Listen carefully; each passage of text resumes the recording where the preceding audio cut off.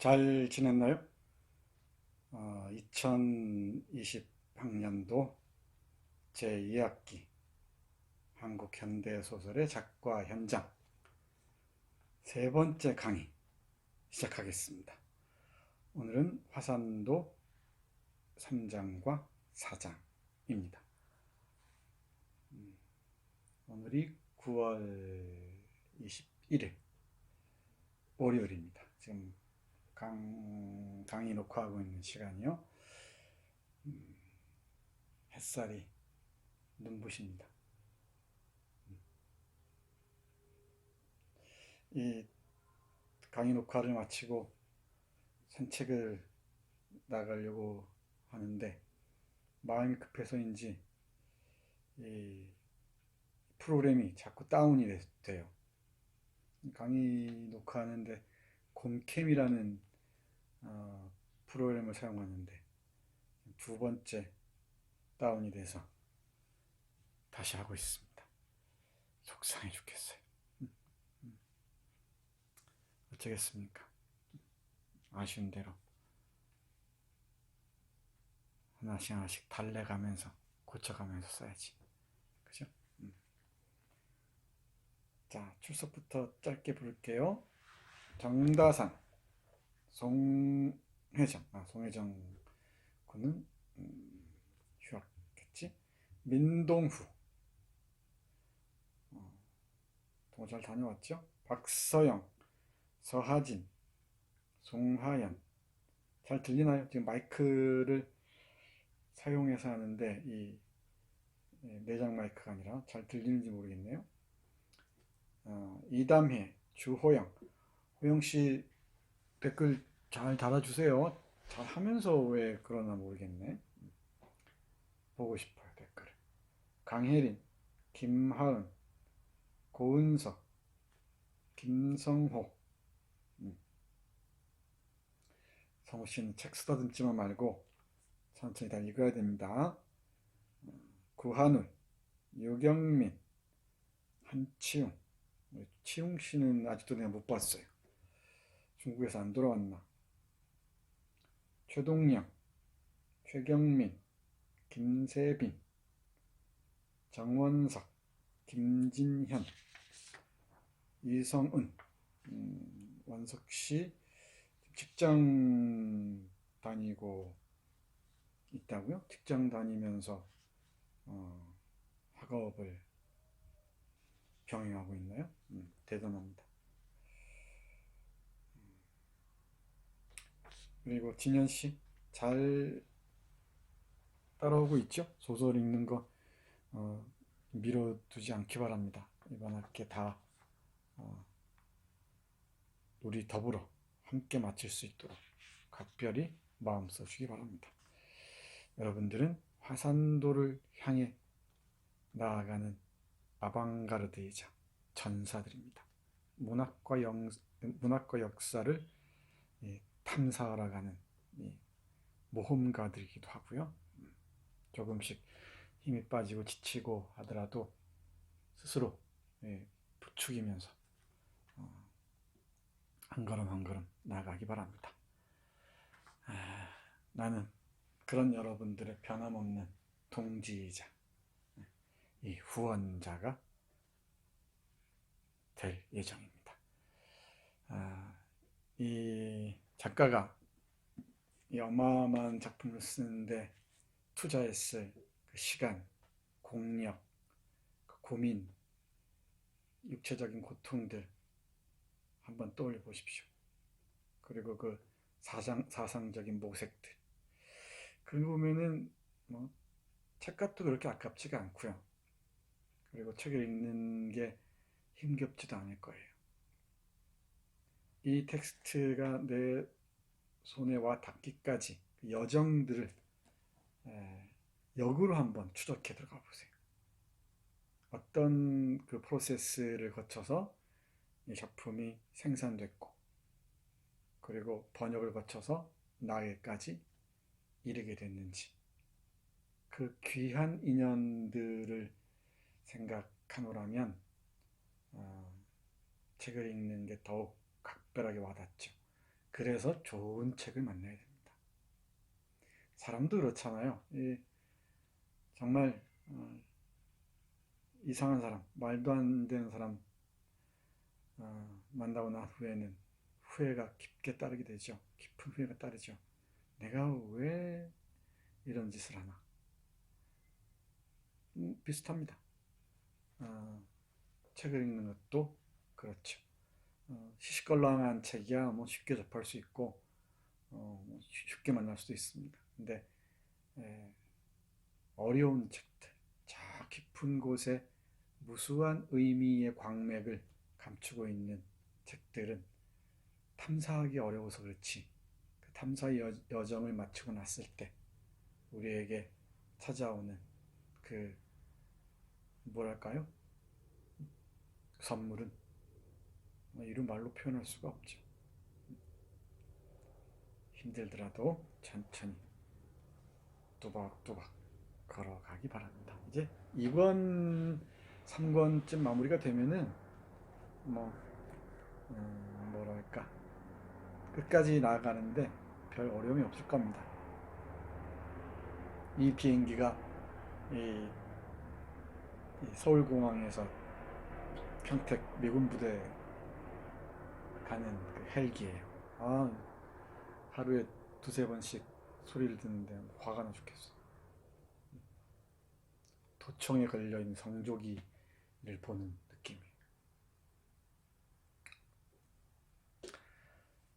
자, 봅시다. 오늘은 3장과 4장. 3장과 4장에서 가장 중요한 사건이랄까?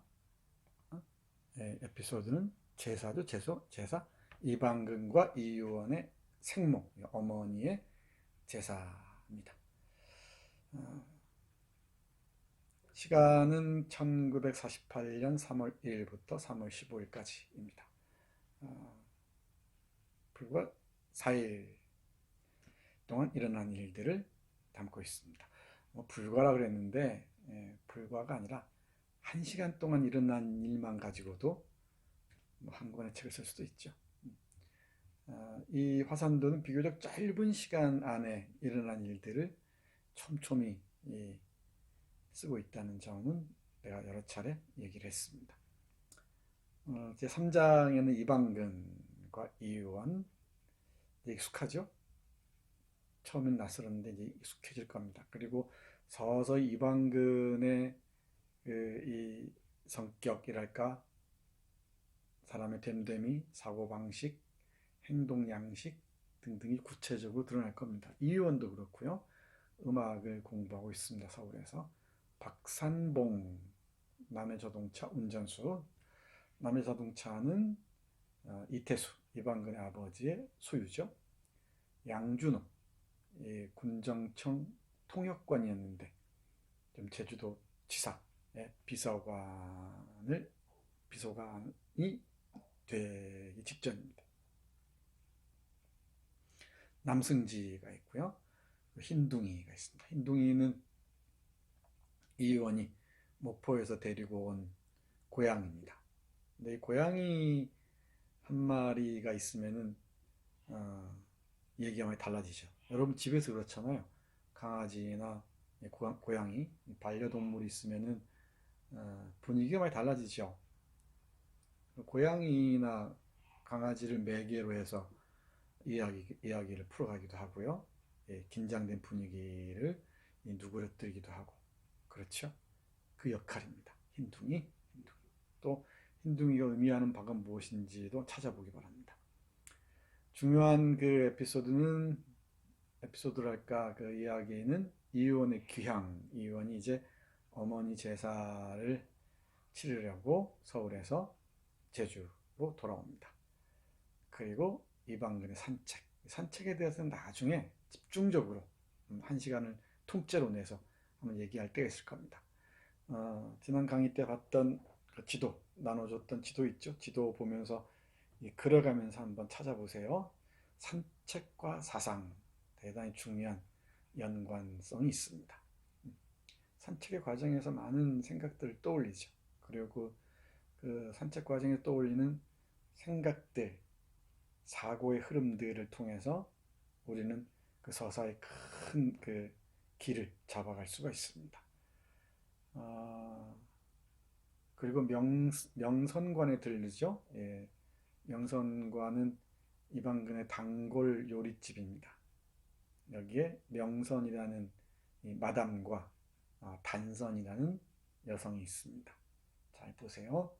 명성관에 들러서 해방일년지라는 책을 펼치는데, 해방일년지는 해방 이후 1년 동안 일어나는 일을 기록한 그 책입니다. 편년체로 날짜별로 이렇게 쭉 기록한 책이에요. 그 책을 넘기면서 이제 신탁통치 문제, 뭐 모스크바 삼상회의부터죠. 아니죠, 그 이전부터지. 하지중장의 포고문, 스티코프의 소련 그 사령관의 포고문, 모스크바 삼상회의, 신탁통치, 미소공동위원회 등등에 관한 얘기들이 쭉 서술되고 있습니다. 역사에 대한 정보가 한꺼번에 제시되고 있습니다. 이 부분에서 잘 보기 바랍니다. 근데 역사에 대한 정보가 비교적 정확한 편인데 가끔씩 조금 어긋나는 지점도 있는 것 같아요. 그건 만날 때마다 얘기하기로 하겠습니다. 핵심은 신탁 통치를 둘러싼 좌파 우파의 대결, 그리고 분단의 그 고착화, 그리고 그 신탁 통치에 대한 오해 부분까지 언급하고 있습니다. 여기서 중요한 사건 중에 하나가 이제 남승지와 이유원이 만나죠. 남승지와 이유원의 만남.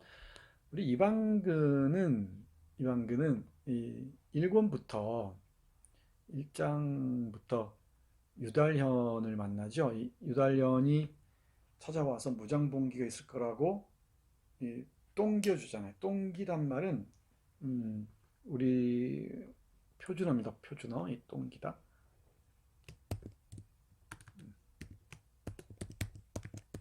똥기다 하는데 넌지시 알려주다 뜻입니다. 영어로는 힌트죠. 힌트를 주다 이런 뜻입니다. 유달년이 이방근을 찾아와서 무장봉기가 있을 것이라는 암시를 하죠. 그 다음부터는 이방근이 이상하게 어떤 불안에 휩싸여요. 이 이방근의 불안이 쭉 이어집니다. 그리고 그 불안을 해결하는 방식이 이 화산도의 큰 흐름 중에 하나를 형성하고 있다고 할 수 있을 것 같아요. 그 불안을 염두에 두면은 이방근이 왜 남승지에게 자신의 동생 이유원을 소개시켜주려 하는지 그 의미를 조금은 알 수 있을 것 같습니다. 서서히 윤곽이 드러납니다. 이제 박삼봉을 다그치는 것도 그렇고요. 하나씩 드러나게 됩니다. 자, 이게 3장이고요. 이방근 남승지와 이유원의 만남 대단히 중요합니다. 청춘의 사랑이기도 하고요. 그러니까 혁명을 꿈꾸는 젊은 청년과 음악을 공부하는 이 여성의 만남, 뭔가 어울리지 않은 것 같죠. 그 사이에 이방근의 위치 잘 보기 바랍니다. 4장은 이방근 어머니의 제삿날입니다. 제삿날 풍경 잘 보라고 그랬죠. 제삿날이나 파티나 무도회나 운동회나 또는 뭐 플로베르로 얘기하자면은 마담 도바리의 공진회는 물산 장려회. 그러니까 요즘으로 말하자면 뭐가 될까요? 장터, 농산물 박람회 뭐 이 정도 됩니다. 많은 사람들이 모이는 그 현장을 묘사하는 경우가 있는데 소설에서 그 현장은 그 소설에 등장하는 인물들이 거의 함께 모이게 되고요. 그 모이는 사람들의 관계를 파악할 수 있는 그 자리가 됩니다. 위대한 개츠비의 일을 읽어보면 개츠비가 옛 사랑을 만나기 위해서 매일같이 파티를 열잖아요. 그 파티의 의미가 대단히 중요하죠. 파티에서 어떤 일이 벌어지는지 또 영화를 보더라도 사교 클럽이나 이 무도회에서 눈빛이 어떻게 오가는지, 또 어떤 얘기를 내뱉는지 등등이 인물들의 성격이나 관계를 드러내는데 아주 중요한 기능을 한다는 걸 알 수 있습니다. 어머니의 제삿날은 제삿날 풍경은 이방근의 집안, 그러니까 이태수의 아들 이태수와 이방근 부자의 이 집안이 얼마나 제주에서 이 막강한 그 힘을 갖고 있는지를 반증해 주죠. 그리고 이 소설에 등장하는 제주 사람들은 거의 보입니다. 물론 뭐 민중들 하나하나까지 다 얘기할 수는 없겠지만은 목탁 영감까지 등장하니까요. 또 한지사, 도지사까지 자리에 옵니다. 그리고 서북 청년당 제주 부지부장인 마완도도 찾아옵니다. 그리고 경찰서를 대표하는 경무계장 정세용도 오고요. 그리고 이방근의 과거를 진술해주는 차 선생이라는 사람도 이 제삿날 찾아옵니다. 제삿날 풍경 잘 봐야 됩니다. 이 한 챕터를 제삿날에 할애한 것은 상당히 의미가 있는 것 같습니다. 최상화, 최상규, 제1은행 이사죠. 최상화, 최상규는 사촌 형제였죠. 맞죠? 그리고 최상규의 아들이 최용학입니다. 최용학이 이 의원에게 이제 프로포즈를 하는데, 프로포즈 한다고 해야 되나요? 아니면은 치근덕댄다고 해야 되나요? 최용학 문제적인 인물입니다. 그리고 마완도, 목탁영감 꼭 기억해야 돼요. 산천단과 목탁영감, 고원식 외과의사 있었죠? 차선생, 한지사, 정세영, 익숙합니다. 양준호, 김동진, 유달현까지. 그리고 이방근 이방근의 육촌형인데 이 제사를 함께 모시죠. 그러니까 제사를 주관합니다. 이방근과 함께. 그리고 이상근의 아버지도 자리에 와 있죠. 가족 모임은 나중에 뒤에서 한 번 더 볼 겁니다. 이방근의 결혼과 정치인의 문제를 둘러싸고서 또 한 번 모임이 있습니다. 제삿날은 아니고요. 이런 그 집안 대사, 큰 일이 어떻게 그려지는지를 잘 볼 필요가 있습니다. 서사적으로 대단히 중요해요. 자, 됐죠?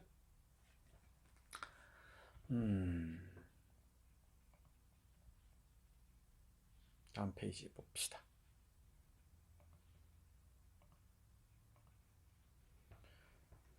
이제 이 화산도 전체를 통틀어서 계속 반복 변주해서 언급되는 사건이 몇 개 있는데, 그 중에 하나가 이방근의 봉안전 소변 사건입니다. 봉안전 소변 사건. 그러면 봉안전이라는 게 뭐냐부터 봐야겠죠? 보자. 봉안전. 봉안이 맞을 거리 아마. 전자가 이 전자를 씁니다. 이 봉안전은 가로 안에 이 각주 설명 형태 나와 있지만은 일본의 천황과 그 천황의 왕비를 모시는 신주단지처럼 모시는 조그만 그 신전이란 뜻이죠. 신전 같은 곳이에요.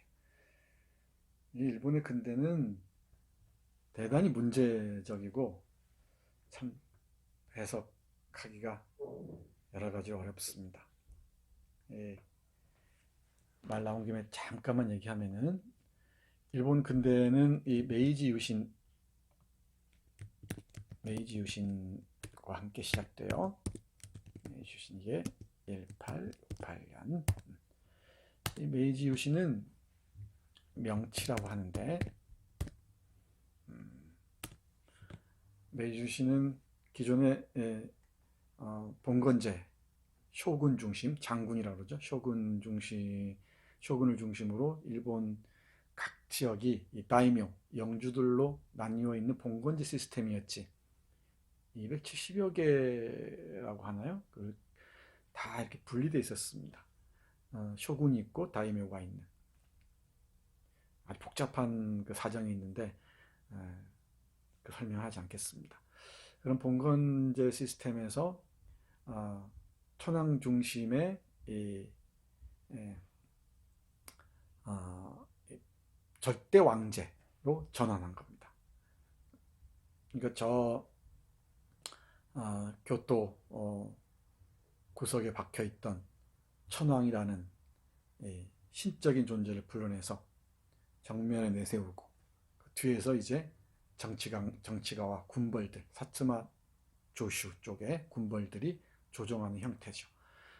일본의 근대적 통일을 상징하는 인물이 바로 천황이었습니다. 천황은 천황이라고 하는데, 이 천황은 뭐 일본의 왕이죠. 아니다, 왜 이러나? 이렇게 해서는 큰일 나요.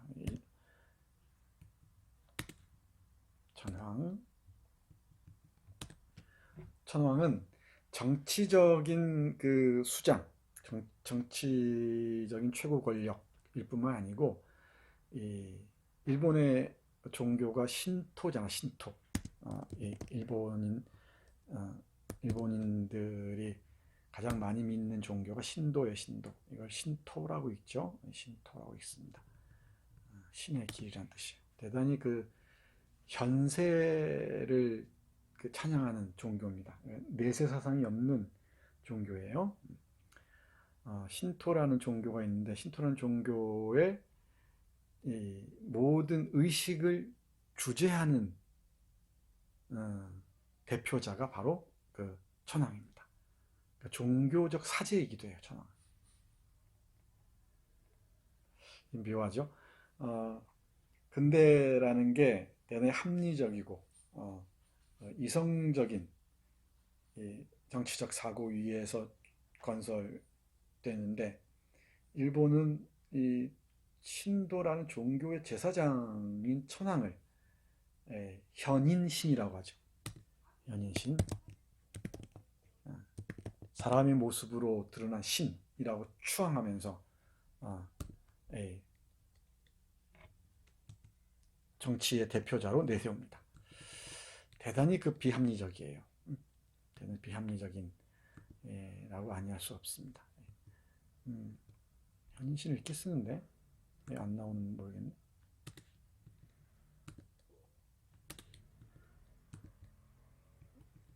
이게 맞죠? 갑자기 내가 틀렸나?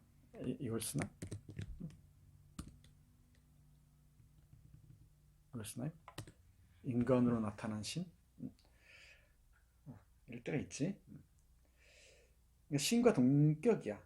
그리고 일본 국민들은 다 신의 자식들이에요. 주권이 국민에게 있다는 말을 일본에 상상하기 어렵습니다. 물론 패전 이후에 미국이 만들어준 이 평화헌법에서는 주권이 국민에게 있다 이런 얘기를 하는데, 일본의 근대는 주권 재민 사상이라는 게 없어요. 이 메이지 유신을 관통하는 일본의 근대죠. 일본의 근대를 관통한 헌법이 대일본 제국 헌법인데, 대일본 제국 헌법이 1889년 아마 맞을 거예요. 1889년에 발표됩니다. 여기 1장이 바로 대일본 제국은 천황이 통치한다예요. 천황이 모든 권력의 중심이 되는 거죠. 그러니까 이 좋든 싫든 최종적인 책임은 천황에게 있는 거지. 일본 쪽에서 봤을 때 일본이 제국을 경영하게 된 것도 천황의 덕분이고, 전쟁을 일으킨 것도 다 천황 때문이죠. 그런데 이게 틀어지면서 전쟁 책임 문제가 지금까지 풀리고 있지 않은 거예요. 아주 복잡한 얘기들이 얽혀 있습니다.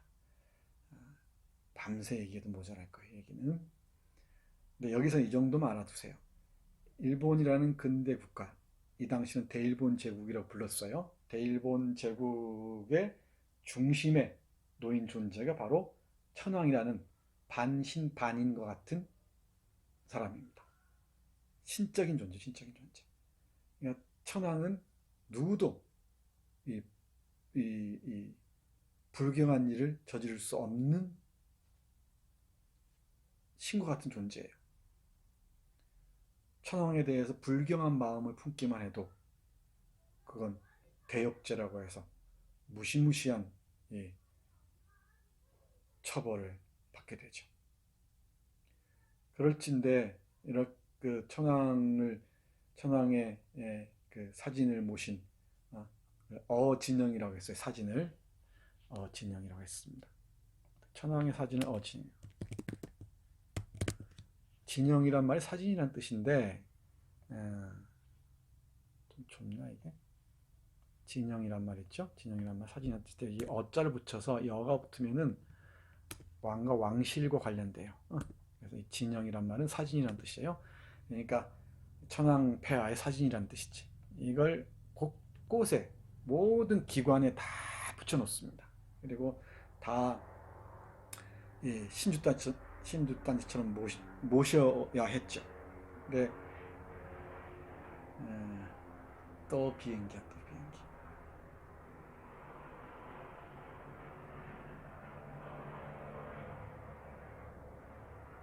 그래서 화재가 발생하거나 무슨 뭐 홍수가 나거나 할 때 가장 먼저 구해야 될 게 바로 이 어진영이에요, 어진영.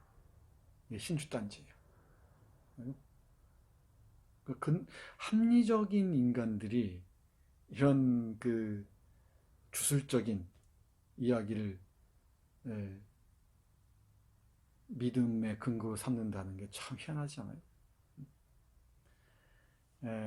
그렇습니다. 천황에 대해서 지금도 그렇습니다. 일본에서 천황에 대해서 불경한 소리 하면은 바로 난리 납니다. 특히 우익들에 의해서. 우익들에서 그래요. 그런데 이 식민지 시대는 오죽했겠습니까? 각 학교에 그 천황을 모시는 봉안전이라는 게 있는데 거기다 대고 오줌을 쌌으니 그 선배의 졸업식 때였죠. 이방근 선배 졸업식 때 13살인가 그랬는데 맞나요? 이방근이 5학년 때 선배들 졸업할 때 이 일을 벌였죠. 어마어마한 신성 모독 행위였어요. 대일본 제국의 국채, 이 국채란 말 쓰는데 대일본 제국의 국채를 모독한 행위지. 국채. 우리는 국채 그러면은 민주공화국 이런 말 쓰잖아. 근데 일본의 국채는 천황이에요, 천황. 국채 호지 운동 이런 말 쓰거든. 국채 호지.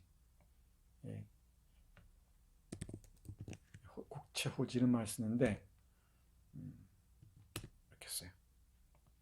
국채 호지 이렇게. 국채 호지 하면은 이 천황을 지키는 거야. 천황을 지키기 위해서 옥쇄도 하고 다 옥같이 산산이 부서지기도 하고 가미가지 특공대처럼 모든 걸 다 바치는 희한한 그 멘털리티를 가진 국민입니다. 일본은 민주주의 경험이 없어. 그러니까 시민의 투쟁을 통해서 민주주의를 쟁취한 경험이 없습니다. 1945년 8월 15일 패전 이후에 미군이 점령했죠. 1952년까지 샌프란시스코 강화 조약까지 7년 동안 미군정 하에 놓였는데 미군들이 만들어준 헌법, 미군들이 만들어준 그 뭐 체제, 그리고 미군들이 도와준 이 경제 정책 이런 것을 다 근간으로 해서 지금까지 이어지고 있습니다. 그러니까 민주주의의 기억이 없습니다. 천황제 하에서는 천황의 아들인데 가족제도와에 딱 묶여 있는 거예요. 시키는 대로 해야지. 죽으라면 죽고. 어떤 저항이 불가능해요. 시민적 저항이 불가능합니다. 미국이란다. 일본은 참 기이한 나라입니다. 학문적 풍토를 보면은 대단히 튼실하죠. 번역이나 뭐 이런 실증적 학문은 대단합니다. 사전 편찬 같은 거 보면 어마어마하죠. 꼼꼼하게 이 작업한 거 보면 놀라울 정도입니다. 그런데 정치적인 측면에 오면은, 그리고 사회 문화적인 측면에 오면은 숨이 턱 막힙니다. 그런데 시민사회의 그 혁명의 경험이 없는 일본에서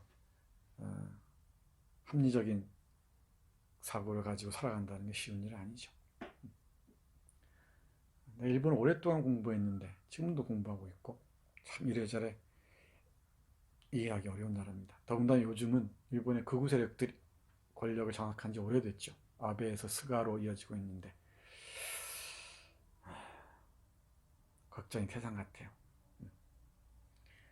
우리 작가와 현장 학생들 화산도 어떻게 읽게 할 것인지 걱정해야지. 무슨 일본 걱정한다고? 일본 걱정해야지. 일본 근대사를 정확하게 이해하지 못하면은 한국 근대도 제대로 볼 수가 없습니다. 이건 분명합니다. 자, 그러니 이방근의 봉안전 소변 사건이 얼마나 컸겠는가, 얼마나 충격적이었겠는가. 난리가 났죠. 그래도 이방근의 아버지 빽이 있어서 뭐 이 정도에서 살아남았지, 그렇지 않았다면 경을 쳤을 겁니다. 이 사건을 계기로 이 광주로 전학을 가게 되죠. 그 어린 시절의 이 경험이 이방근의 그 사고를 결정짓는 중요한 원체험 중에 하나가 돼요. 원체험, 하나의 그 체험 중에 하나가 되죠. 13살 이방근이 봉안전에 방문했다는 것, 그리고 두드려 맞고 추방당한 기억이 있죠. 이 기억이 이제 일본에서의 그 불온 사장 소지 문제, 그리고 서울 그 경성 서대문 형무소 경험, 전향, 이렇게 쭉 이어집니다. 자, 이 부분 읽어볼까요? 봉안전도 일본 제국주의 지배도 이제 모두 지나간 일이었다. 꿈 같은 일이었다. 그러나 얼마나 깊은 상처가 이 나라, 이 민족의 가슴에 남아있는지 알 수 없었다. 일찍이 소변 사건을 일으켰던 소년도 성장하여 대학생활을 했던 일본 오사카에서 다시 체포된 뒤 서울 서대문 형무소에서 전향을 하지 않았던가. 10년 전의 일이었다. 10년 전이 몇 년인지 1938년.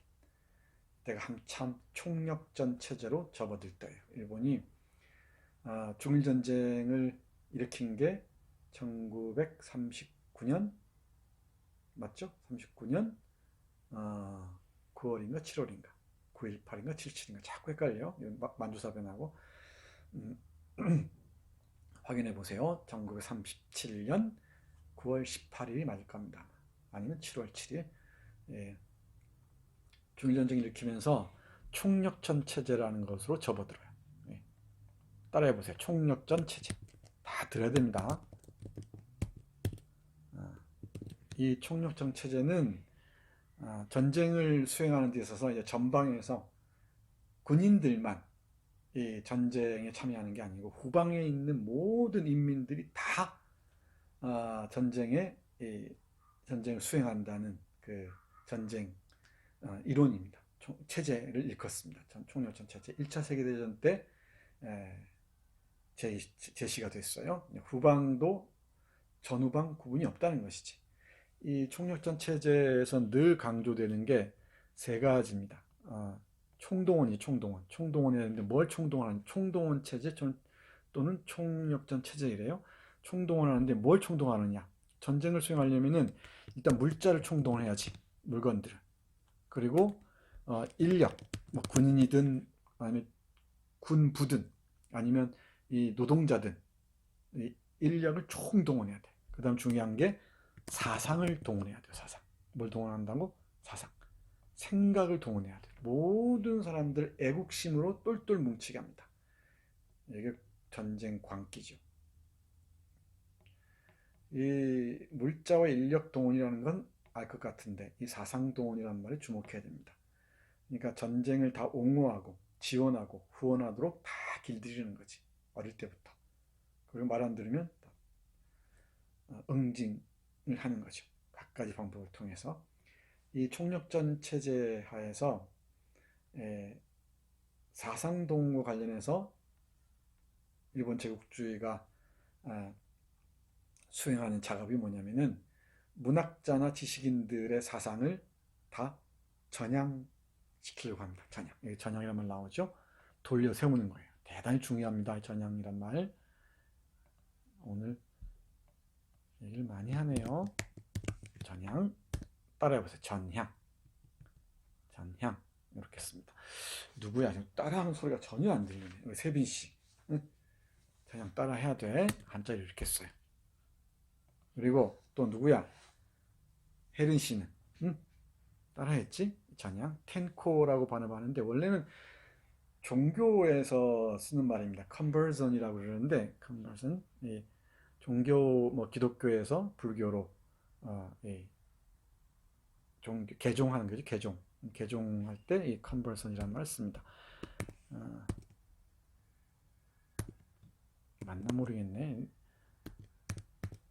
맞을 겁니다. 컨버전 회심 또는 뭐 개종 이런 말 쓰는데 정치적으로 또는 문학사에서 전향을 한국 문학사에서 또는 일본 근대 문학사의 전향은 어떤 이념을 추종하던 사람이 이념을 믿던 사람이 그 이념을 버리고 천황의 사상, 천황주의로 돌아오는 걸 얘기해요. 천황주의는 곧 국가주의이기도 하지. 국가주의. 국가주의 핵심이 애국심이라는 감정이잖아요. 애국심에 대해서는 다시 한번 얘기할 겁니다. 이방근은 대단히 회의적이거든. 늘 의심을 해요.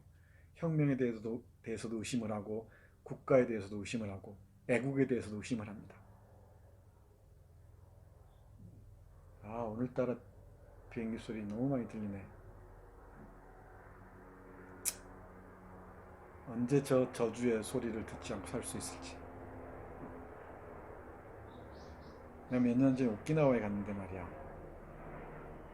오키나와가 일본 미군 부대의 70% 이상이 다 배치돼 있죠. 오키나와에. 하늘에 최첨단 장비들이 다 돌아다녀요. 그리고 후텐마 비행장을 비롯해서 온갖 공군기지에 어마어마한 이 첨단 무기들이 다 이 발진 준비를 하고 있어요. 그때 뭐랄까 분노. 오키나와를 식민지화하고 그리고 지금은 희생양 삼아서 일본이 미국의 아부에서 살아남았죠. 그 중에 하나가 한국 조선입니다. 한반도를 분단한 것이었지. 미국 또 언젠가 얘기할 기회가 있을 겁니다. 전혀 알겠죠? 어떤 주의자, 그러니까 주로 사회주의나 민족주의도 들어가긴 하는데 주로 사회주의나 공산주의를 따르던 이 사람들 주의자라고 했어요. 이런 사람들이 그 사상을 포기하고 자신의 이념을 포기하고 천황이나 국가로 회귀하는 것, 이걸 전향이라고 해. 알겠지? 민족주의자들도 우리 한국의 경우에는 전향으로 돌아오죠. 근데 일본에는 민족주의자, 국가주의자일 수밖에 없잖아. 근데 한국의 민족주의자들은 독립운동을 주장하니까 일본의 입장에서 봤을 때는 제국주의 일본의 입장에서 봤을 때는 얘들은 불온한 놈들이지, 불순한 놈들이란 말이야. 그러니까 어떻게든지 마음을 돌려놔야 돼. 개심, 회심, 전향시켜야 돼. 방향을 돌려놔야 된단 말이야. 전향. 이 한자로 전향이죠. 그러니까 좌에서 우로 돌려놓는 거지. 그런데 문제는 인간의 사고나 사상이라는 걸 함부로 누가 돌려놓을 수가 있나? 그리고 이 사상 돌아섰다는 것이 눈에 명령이 보여요? 보이지 않는 거지. 그러니까 여러 가지 이 전향의 양상을 보이기 시작해요. 이거 잘 봐. 이건 지금도 정확히 적용이 됩니다. 잘 보세요. 일단 첫 번째는 어, 완전 정량이라는 게 있어. 완전 정량. 이 완전 전향, 그야말로 완전 전향하는 거예요. 그냥 누가 뭐라 하지 않아도, 누가 고문하거나 뭐 회유하거나 협박하지 않아도 자기 생각을 바꾼 사람들이 있지. 음, 여러 가지 이유가 있겠지만은 대표적인 게 여러분이 알만한 정치가로는 뭐 김문수, 인천에서 빈민운동하고 했던 중요한 사람이죠. 이재호 이런 사람들, 하태경, 뭐 운동권에 있던 사람들이죠.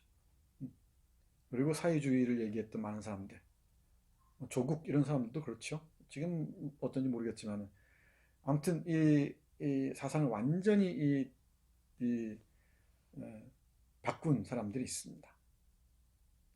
이건 자기도 확실하게 전향했다고 믿고 이 감시자들, 당국에서 보기에도 음, 저 사람은 완전 전향한 게 맞아 라고 신뢰할 수 있는 사람들이지.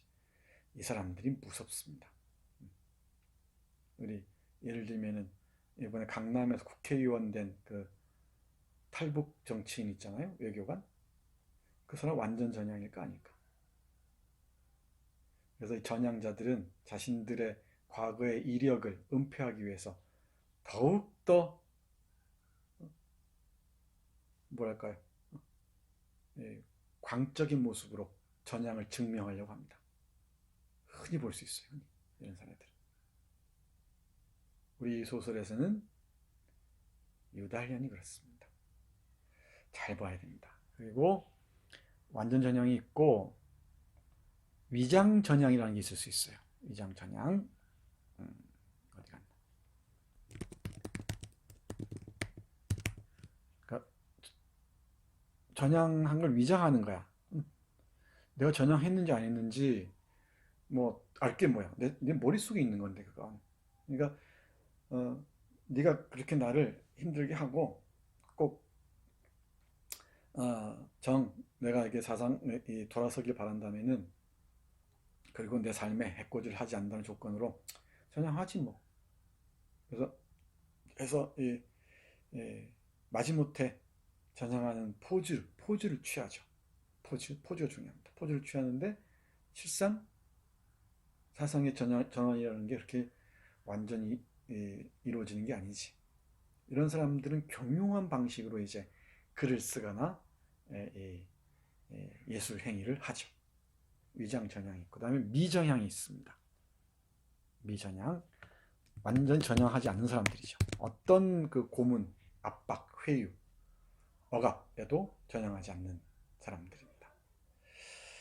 그런데 문제는 이 사상이라는 게 누군가의 강요에 의해서 당할 때 그건 엄청난 그 내적인 균열을 일으키죠. 여러분들 미전향 장기수 또는 비전향 장기수 이런 말 들어봤어요? 사상을 포기한다는 게 이렇게 어려운 겁니다. 20년, 30년, 40년 감옥살이 하더라도 그 사상을 포기하지 않는 거예요. 종교적 신념하고도 비슷하기도 하죠. 그 사상이 자신을 지탱해주는 힘이라고 생각하는 것이겠지. 근데 한국 사상사에서, 문학 사상사에서도 마찬가지입니다. 이 전향의 문제 상당히 예민합니다. 예민합니다. 그래서 친일, 이 사회주의 사상을 가졌던 사람들이 친일 사상, 어, 천황제 시스템에 협력하는 그런 방향으로 나간 사람들이 수없이 많아요.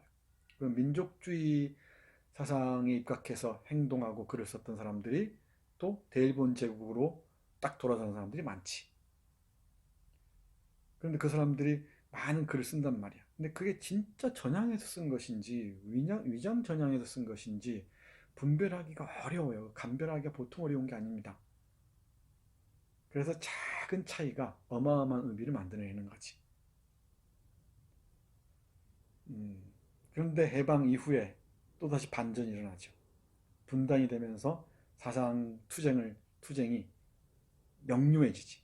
남한에는 이제 우파가 장악하고, 북한에는 아주 극좌파가 또 정확하지. 그러면서 또 사상 사냥이 벌어지는 거예요.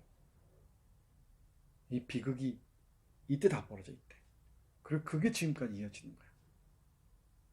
친일 협력했던 자들이 좌파로 바로 전향합니다.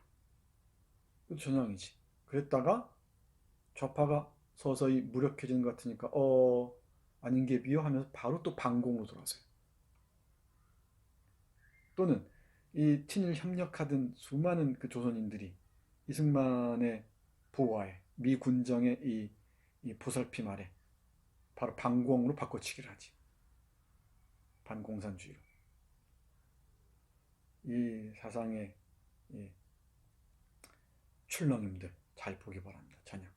여기에서는 우리 이방근의 이 전향 대단히 예민합니다.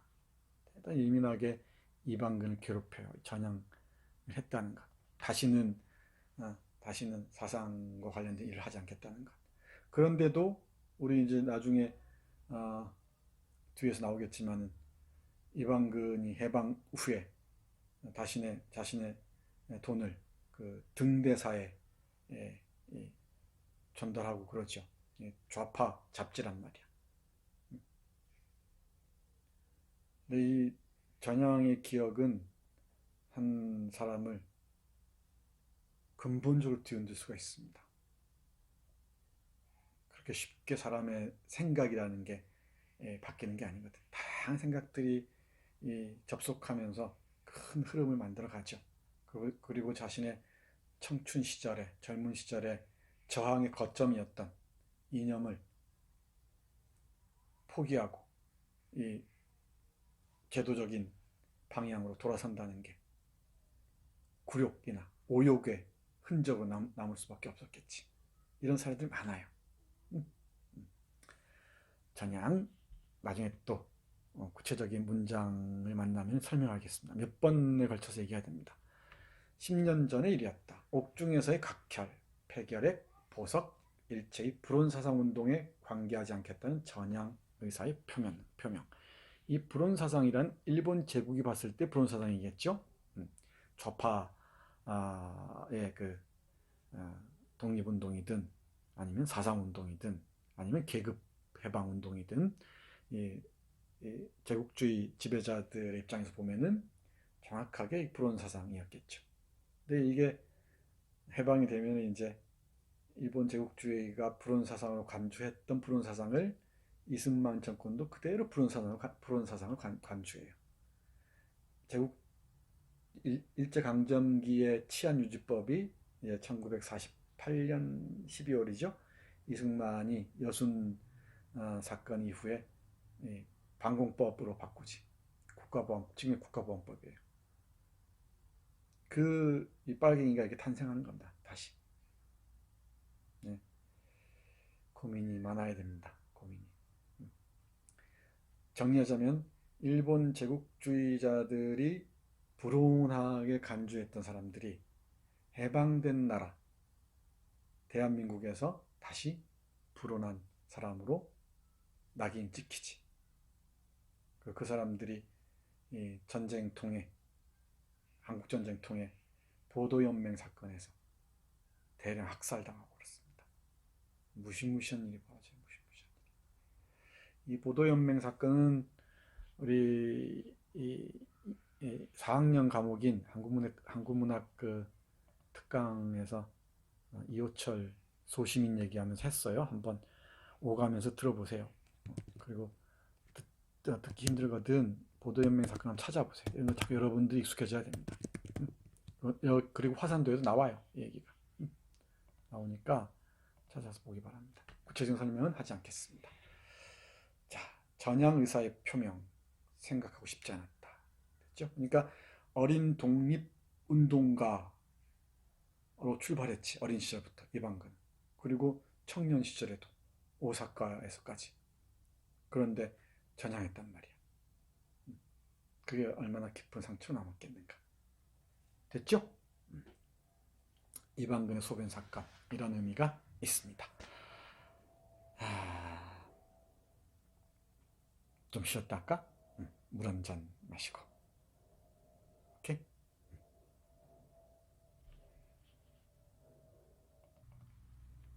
계속 이어나갑시다. 이제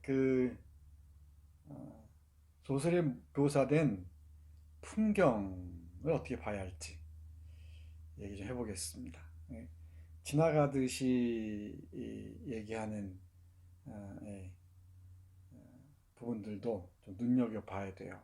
예, 이방들이 산책하면서 본 풍경이죠. 음,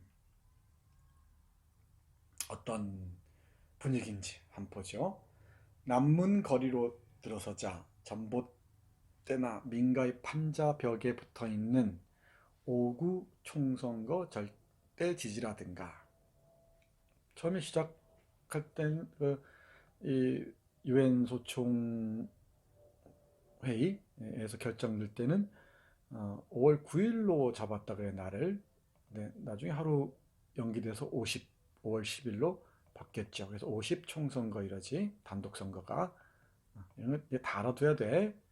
이번 학기에 정말로 해방공간 역사를 다 숙지한다고 생각해 두세요. 그러면 여러분들은 한반도 현대사를 거의 정확하게 판별할 수 있는 근거를 딱 잡게 되는 거야. 응? 판자벽에 붙어 있는 오구 총선거 절대지지라든가, 민족적 총선거를 반대하는 국적, 국가의 적이란 뜻이지. 소련의 앞잡이 빨갱이를 말살하자. 다 우익 쪽에서 나온 이 포스터나 삐라겠죠. 민족 정기를 지켜내자. 얘들 민족 정기 참 좋아해요. 희한하죠. 나라 팔아먹는데 앞장섰던 애들이 나라를 찾겠다고 몸부림치는 사람들을 때려잡던 사람들이 민족 정기를 지키자고 얘기하니 참 보통이 아니죠. 그리고 지금도 이 한국의 극우 세력들은 희한하게도 성조기를 흔들잖아요. 그러면서 슬로건은 애국이에요, 늘. 남에게 기대서 나라를 지키는 게 애국이라고 생각하는 모양이지. 물론 이 사람들의 기본적인 전제는 공산주의 수령으로부터 우리를 구했다는 얘기겠죠. 그럼 모든 게 설명이 되니까 다른 가능성들은 다 차단해버리죠. 해방 공간에 어떤 가능성이 있었는지는 돌아보려고 하지 않죠. 이 분단이 아니고 자주 독립국가 수립을 위한 또 다른 이 모색들은 없었는지 이런 고민을 하지 않아요. 이 이승만과 여기에 지지 기반이 없었던 친일 세력들이 물론 친일 세력은 기득권 세력이죠. 식민지 시대 때 기득권 세력들이 미군의 호위 아래 남한이라는 나라를 단독으로 세우고자 한 것을 이 사람들은 민족정기 수립의 과정이었다고 보는 것이지. 그러니까 김구나 김규식 같은 우파뿐만 아니고 여운형이나 박헌영 같은 좌파까지 어떤 이 한반도 통일정부 수립을 꿈꾸었는지 잘 얘기하지 않는 말이야. 가르치지도 않고. 그 가능성들을 늘 얘기해야 되죠. 나중에 또 이것도 두고두고 얘기합시다. 애국적 서북청년회 늘 애국이란 말 따라붙어요. 이 애국이란 말도 빨갱이를 때려잡는 애국입니다. 대개의 경우 이 우익들은 민족주의적이거든. 자기 민족을 사랑하고 자기 민족의 적대적인 자들에 대해서는 저항하고 그러는데, 한국의 우익들은 참 희한해요. 일본에 대해서 이렇게 우호적일 수가 없죠. 나는 그걸 이해하기 힘듭니다. 어떤 심리적인 비틀림이 있는 것인지, 기이하게 보이기까지요. 기이하게. 등에 전단지가 눈에 띄었다. 전단지라고 곱게 쓰지만 삐라라고 하죠. 삐라가 눈에 띄었다. 이 삐라가 이 시기에는 중요한 미디어 역할을 했습니다. 수많은 삐라들이 나와 있었어요. 오래전에 내가 만든 책 중에 삐라로 듣는 해방 공간의 해방 직후의 목소리, 이런 책이 있습니다.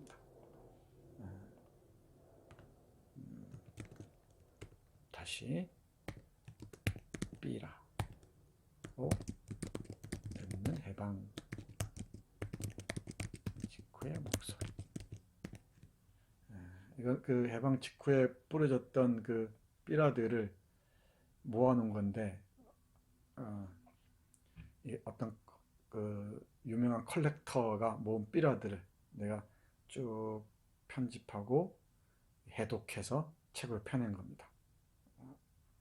아주 두껍고 비싼 책이에요. 여러분들 구입하기 어려울 겁니다. 도서관에 가서 보세요. 도서관에 가서. 그러면은 그 당시의 풍경들을 딱 알 수가 있어요. 어떤 삐라들이 뿌려졌는지, 어떤 언어들이 난무했는지. 요즘 그 뭐 광화문 집회 이런 데서 볼 수 있는 언어들이 그대로 그때 난무했었습니다. 나는 광화문 집회를 보면은 해방 직후 풍경을 그대로 보는 것 같아요. 그 언어들이 저렇게 살벌했어요. 무지막지하고. 때려잡자 이건 기본이고, 이런 무시무시한 언어들이 오갔죠. 그럼 백색 테러가 횡행했고, 이 백색 테러는 백주 대낮에 암살을 저지르는 거지. 이 여운형이나 김구나 여러분 잘 아는, 그리고 수많은 사람들이, 송진우도 그렇죠. 다 암살당하잖아. 합리적으로 사고하면서 한반도에 자주 독립국가를 세우자고 얘기했던 사람들은 좌우를 가리지 않고 다 암살당합니다. 그러면 그 암살의 배후에 누가 있는지는 뭐 다 알 수 있겠죠.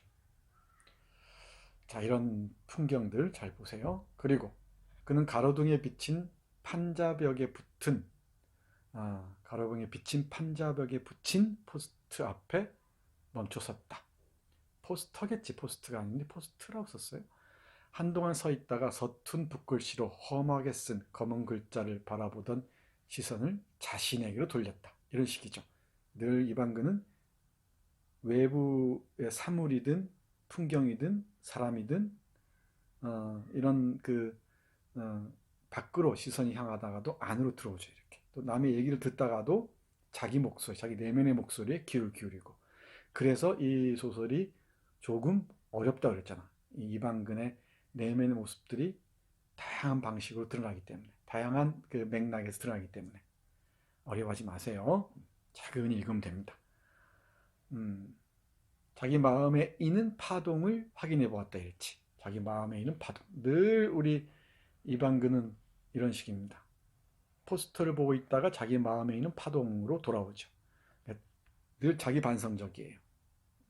자신에게 계속 물어보죠. 조회를 합니다. 너는 어떤데? 이 이방근은 회색인이기도 하고 회의주의자죠. 그러니까. 그리고 패시미스트, 염세주의자처럼 보이기도 해요. 또 어찌 보면 혁명가처럼 보이기도 하고, 또는 혁명을 꿈꾸는 자처럼 보이기도 하고, 또 방탕하기 이를 데 없는 사람처럼 보이기도 하고, 아주 복잡한 성격입니다. 그 복잡한 성격을 여러분들이 서서히 읽어내야 돼요.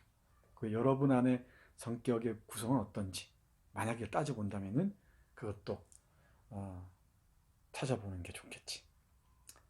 작은 물이 흔들리듯 파도가 일고 있었다. 그것은 불쾌한 감정의 흔들림이었다. 내 마음이 포스터 앞에서 움직이고 있다. 무관심하지 않다는 증거였다. 그러니까 이런 그 외부 상황, 외부 정치적 상황, 무장봉기를 비롯한 외부의 정치적 상황에 무관심하지 않다는 증거였다는 걸 확인하는 거지. 이방근은 담장 및 도랑에 침을 뱉고 담배꽁초를 버렸다. 이런 그 거리 풍경, 포스터 하나, 그리고 심리적 동요, 이런 까지를 하나하나 읽어내야 돼요. 그냥 쓱 그 속독하듯이 읽으면 안 됩니다. 이 남문거리 풍경이 역사적 현실들을 보여주는 거죠. 그 다음 관덕정은 꼭 가보세요. 감정을 침묵하는 육체 안에 가두어 버린 듯한 부엌의 표정과 닮은 돌하르방이 있습니다. 이 돌하르방이 대단히 중요한 상징으로 등장해요. 돌할망도 있다고 얘기를 하죠. 이 소설에서는 돌하르방이 의미하는 바가 무엇인지, 즉 이 메타포의 의미망을 길어 올리는 것도 여러분이 해야 할 일이지. 돌하루방. 아마 내가 미리 이 힌트를 주면은 뭐라고 할까? 민중의 상징, 민중적 표현, 민중에 대한 표현, 또 민중의 표정, 어떤 냄새, 이런 게다이 이방근에 의해서 계속 재현되는데 그 연장선상에 돌하르방이 있어요. 돌하르방이 뭔지 알죠? 남문거리 풍경 잠깐 봤습니다. 그 지도도 함께 보면서 쭉 확인해 보기 바랍니다. 자, 다음 페이지 볼까요? 명성관은 이방근이 자주 들르는 요리점이라고 얘기를 했죠. 이곳에서 여러 사람을 만납니다. 서북도 만나고요. 또 최씨 집안 사람들도 만나고 또 아버지하고 옆방에서 술 마시기도 하고 뭐 그렇습니다. 명성관 해방 1년지라는 책, 신탁 통치에 대한 상념. 이 부분은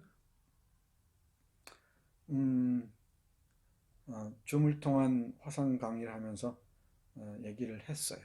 그죠? 그러니까 여러분이 요 67, 68쪽, 2권 67, 68쪽과 그 전후 이방근이 읽는 형식으로 되어 있는 해방 1년지의 기록들 있죠. 그 부분을 잘 보세요. 자, 우리는 여기서는 짧게 보겠습니다. 생각해보면 38도선 해방 직후에는 남북이 분단되리라고는 적어도 식민지 지배에서 해방된 자로서는 상상할 수 없는 일이었다. 우리는 당연하게 생각할지 모르지만 이 시기에는 남북이 분단되리라고는 꿈도 꾸지 않았다는 거지. 근데 그 남북이 분단되는 과정을 잘 따라와 보면은 참 기가 막혀요. 기가 막혀. 지금 우리가 서 있는 자리의 원점입니다. 원점. 물론 식민지까지 이어지지만은 그 변곡점, 결정적인 변곡점이었어요. 이 분단이라는 이 쇠사슬이 우리를 이렇게까지 옥죄고 있잖아. 바로 이때입니다. 상상할 수 없었어요. 일본이 분단되면 분단될 줄 알았지. 당연하지. 독일이 그랬던 것처럼. 자, 계속 보죠. 그 결과로서 사회의 혼란과 인명을 희생시키면서 2년 남짓한 세월이 흐른 뒤 남한만의 단독 선거를 치르게 되었다. 1945년 말부터 46년, 37년, 47년 신탁 통치를 둘러싸고 극도의 분열 상태에 있었죠. 좌우 분열 상태. 그러니까 좌파는 정당성을 무기로 물러서지 않으려고 했지. 근데 우파도 그랬어요. 민족주의자들은 이 김구는 대단한 그 우익이거든. 근데 김구의 핵심은 좌파에 대해서는 반대하지만은 철저하게 끝까지 남북 분단을 반대했다는 점이 중요하죠. 대부분이 그랬어요. 근데 정치 지도자 중에 분단을 옹호하고 분단을 실천에 옮기고자 했던 사람은 이승만밖에 없어요. 그리고 국제 정치 역학상 한반도를 분단하고 여기를 뭐랄까 하나의 대리전을 치르는 곳으로 설정하고자 했던 게 바로 미국이었지. 미국의 이해관계와 이승만의 이해관계 맞은 거지. 여기에 그리고 화력이 될 만한 군인이나 경찰, 행정 자원들은 친일 세력들을 그대로 끌어올 수가 있었던 거지. 서로 이해관계 맞았던 거예요. 친일 세력들은 자신들의 과거를 다 덮어주는 이 시스템이 마련된다니까 얼마나 좋겠어요. 그래서 자주성이나 그죠? 어떤 대한민국의 정체성과 관련해서 휘청하는 계기가 바로 이 분단 남한 단독 정부 수립으로 마련되는 거지. 그 계기가 마련된단 말이야. 좀 더 볼까? 게다가 무장봉기라도 일어난다면 시국은 어떻게 될지 간단히 예측하기 어려웠다. 그래서 이방글은 지금 이 무정봉기 때문에 계속 불안하고 뭔가 조마조마하죠. 자신만 소외되는 게 아닌가. 응? 나는 지금 어떤 위치에 있는가. 무정봉기가 일어난다면 어떻게 될 것인가. 이 무정봉기에 대한 상념으로 가득해요. 이방글의 머릿속은. 애당초 5월 총선거의 원안이 된 지난달 26일 국제연합 소총회에서 결의안, 다 알죠? 가능지역 선거안, 남한만의 선거안을 제출한 것은 미국이었다. 남한의 단독 선거, 단독 정부, 그리고 이승만 대통령의 출연. 이것은 이미 눈에 보이는 줄거리가 아니었던가. 신탁통치. 이게 모든 일의 화근이었다고 해야 할지도 모른다.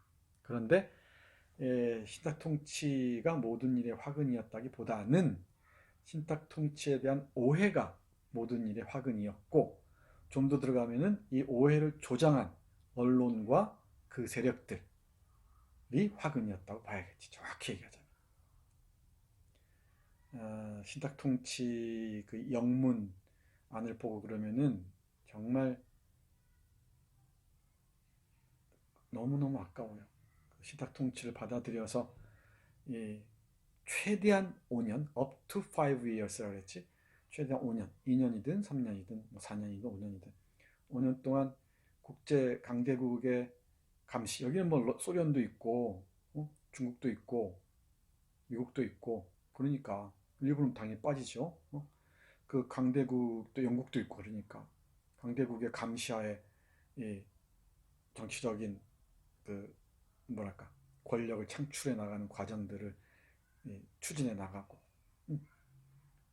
그런 다음에 독립된 국가로 섰다면은 뭐 48년이든 50년이든 그랬다면 우리가 어떻게 됐을까? 뭐 역사에 가정이 없다고 하지만 가정을 해야 우리는 미래도 상상할 수가 있어요. 역사에 가정이 없다는 말이나 미래로 나가기 위해서 과거는 묻어주자 이런 사람들 말 신뢰하면 안 됩니다. 꼭 이렇게 얘기하죠. 과거도 중요하지만, 역사도 중요하지만 미래의 발목을 잡아서는 안 됩니다. 개소리입니다. 전문적으로 얘기하자면 개소리. 사람 소리가 아니라는 거지. 또 소리 같지 않은 소리라는 거지. 과거에 대한 깊이 있는 이해가 없이는 현재도 상상할 수 없고 미래도 상상할 수가 없어요. 자, 좀 더 볼까요? 우리 아이들 노는 소리 들리나? 우리 동네가 그게 좋아요. 이 동네가 100가구가 사는데 아이들이 한 15명 정도 있는 것 같아요. 초등학생들, 애기들도 많고, 아이들 딱지치고 뭐 술래잡기 하고 이런 소리가 가득해요. 이 단지 안에. 난 저 소리가 너무너무 좋습니다. 조금 방해되더라도 이해해 주세요. 헬리콥터 소리가 내가 신경이 쓰이고 화가 나서 참기가 어렵지만 아이들 소리야 얼마든지. 얼마든지. 자, 신탁통치. 여러분이 각자 또 공부 좀 더 하기 바랍니다. 신탁통치에 대한 오해는 내가 따로 찾아서 이렇게 적어놨습니다. 신탁통치는 어디까지나 조선 정부의 존재를 전제로 하고 이른바 그 정부가 국가 권력 기관으로서의 토대를 확립할 때까지의 잠정적인 조치였던 것이다. 이 부분이지. 그 정부가 조선 정부가 일단 전제를 해요. 조선 통일 정부를 전제로 하고 국가 권력 기관으로서 토대를 확립할 때까지의 잠정적인 조치, 길어야 5년 동안. 그리고 어느 정도 그 강대국들이 상호 승인할 때, 이 정도면 됐다고 독립시킬 때, 그때 우리는 자주 독립 통일 국가를 수립하고 새롭게 출범할 수 있었던 것이지. 물론 그런 회의랄까 의심은 가능해요. 강대국들이 가만두겠어? 서로 뜯어먹으려고 온갖 그 조작, 획책을 했겠지.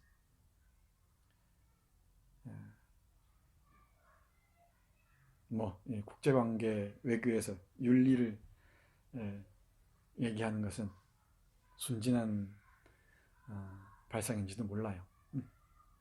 그렇다 하더라도 이 가능성은 남아 있었죠. 우리가 적극적으로 내부의 힘을 결집할 수 있었다면. 그래서 일제 잔재를 청산한 다음에 정말 완전한 자주 독립 국가를 형성하고, 그죠? 그리고 균등하게 적산, 그러니까 일본 제국 쪽에 남기고 간 재산을 분배하고, 그리고 민족 문화를 창달할 수 있었다면, 이런 상상을 합니다. 이제 우리가 앞으로 과제가 앞으로 이 한반도에서 어떤 일이 일어날지를 상상할 수 있는 뭐랄까요, 가능성들이 이 시기에 있어요.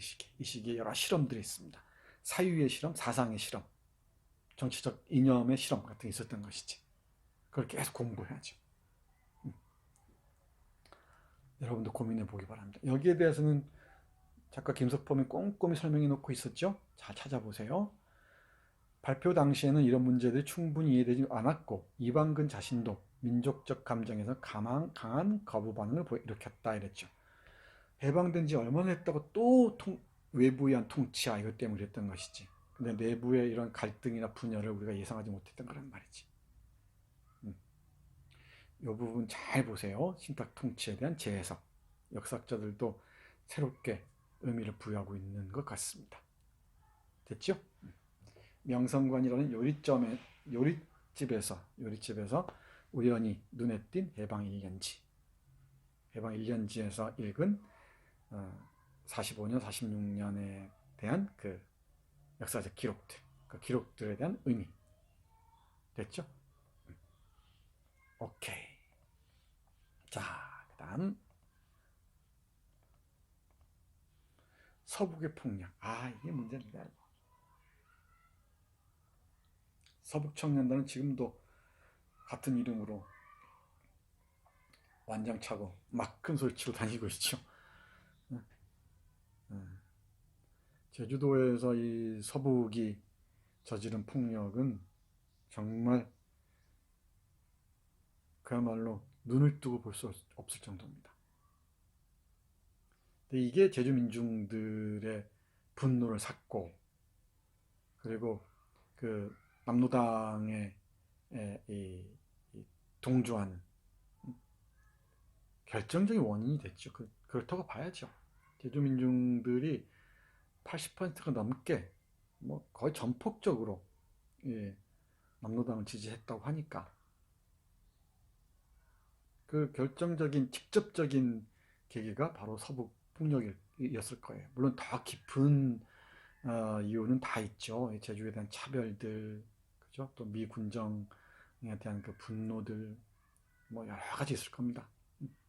그런데 직접적인 폭력, 이 서북에 의한 폭력, 그리고 경찰, 친일 경찰들에 의한 폭력들이 제주 민중들을 이렇게 묶어 세웠던 것 같습니다.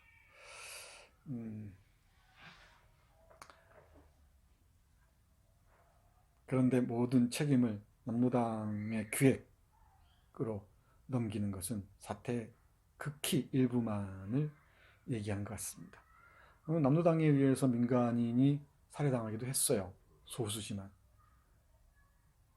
그런데 뭐 수적으로 비교하면 안 되겠지만 그와는 비교할 수 없을 정도로 수많은 제주 민간인들이 서북과 경찰에 의해서 또 군대에 의해서 학살당하지 않았냐 말이야. 10만 명 가까이가. 10만 명이라 3만 명 가까이가. 3만 명이라는 말이 감이 잡히나요? 제주 인구가 이때 많았을 때 30만이라 그러는데 15만이었다가 이제 해방되면서 많이 들어왔다 그랬죠. 제주로 우리 양준호나 남승진이랑 사람들처럼.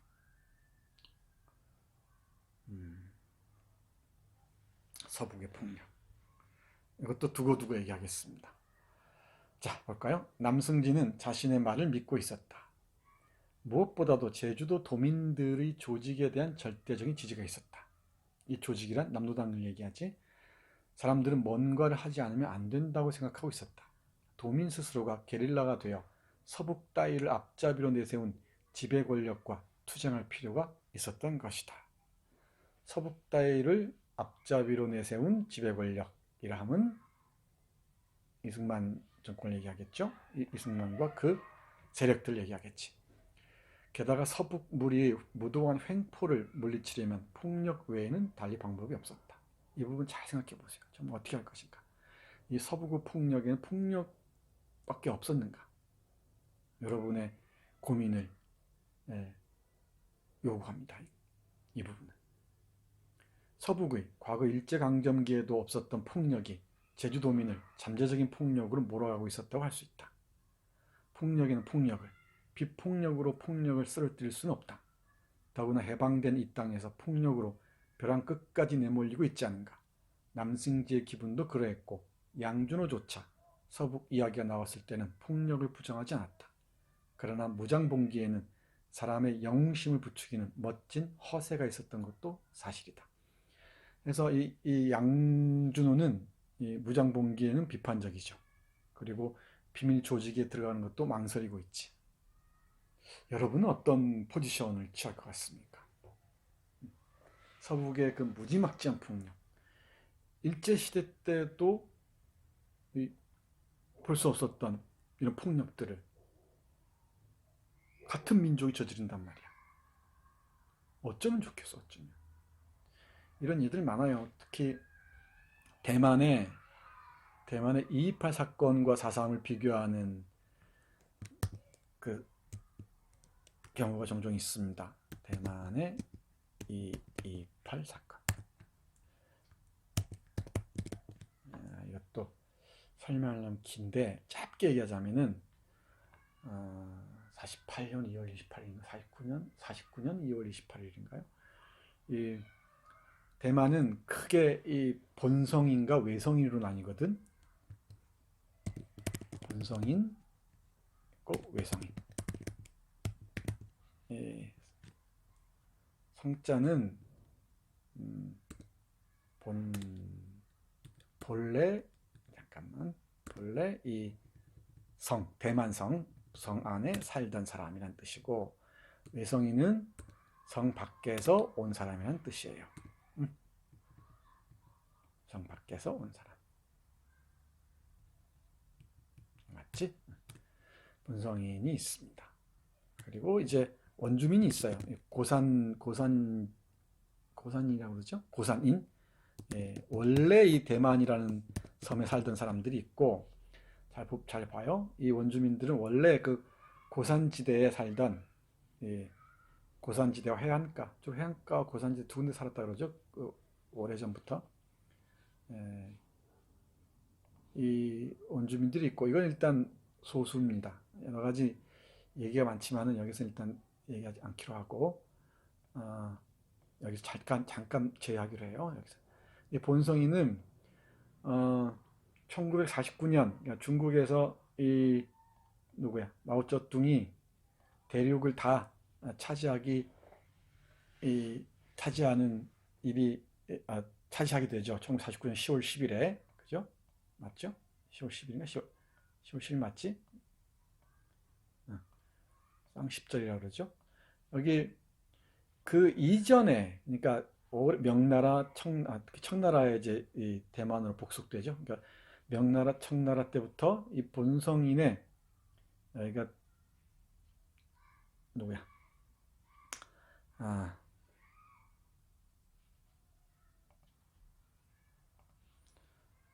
누구야? 그 명청 교체기, 그러니까 17세기 초반이죠. 명나라, 청나라 교체기에 명나라가 망했을 때 정성공이라는 사람이, 정성공 아주 유명한 사람이에요. 정성공이라는 사람이 대만에 와서 이제 어떤 그 나라 비슷한 걸 만들죠. 정성공 아주 유명한 사람입니다. 일본에서도 이게 많이 되고요. 그때부터 이 대만의 중국 대륙에서 많이 넘어왔어요.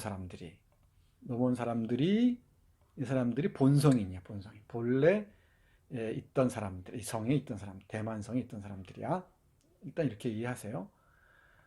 그리고 마오쩌둥에게 이 대륙을 다 뺏기고 국민당이 그 타락하고 부패한 국민당 장개석 국민당이 이, 이 미국의 그런 어마어마한 화력 지원에도 불구하고 모태통하게 패했지.